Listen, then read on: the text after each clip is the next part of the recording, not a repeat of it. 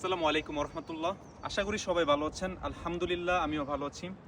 তো আমি এখন যেখানে আছি সেটা হচ্ছে আপনার স্কটল্যান্ডের খুবই ঐতিহ্যবাহী একটি স্থান।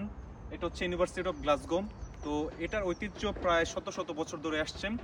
এই ইউনিভার্সিটিটি প্রতিষ্ঠিত হয়েছে 1451 সালে। তো সেই সময় থেকে ধরে এখন পর্যন্ত এটার ঐতিহ্য এখনও বহাল আছেন। তো এখানে প্রায় শুধু স্কটল্যান্ড না, পুরো ব্রিটেন এবং পৃথিবী থেকে পড়াশোনা করার জন্য মানুষ আসেন। তো আপনারা দেখতে পাচ্ছেন এর পিছনে কত একটা সুন্দর ভিউ, যেখানে পড়াশোনার পাশাপাশি আপনারা চাইলে আপনাদের মনকে রিফ্রেশ করতে পারবেন। আসলে এটাই, যেখানে আপনার পড়াশোনা করবেন অবশ্যই সেখানে যদি আপনার রিফ্রেশ হওয়ার কোনো মাধ্যম থাকে তাহলে আপনার পড়াশোনাটা আপনার জন্য খুবই সহজ হয়। তো এটা হচ্ছে ইউনিভার্সিটি অফ গ্লাসগোর ব্যাক সাইড। তো ব্যাক সাইড থেকে আমাদের যে গ্লাসগো সিটি রয়েছে তার ভিউটা কিছুটা হলেও পাওয়া যায়।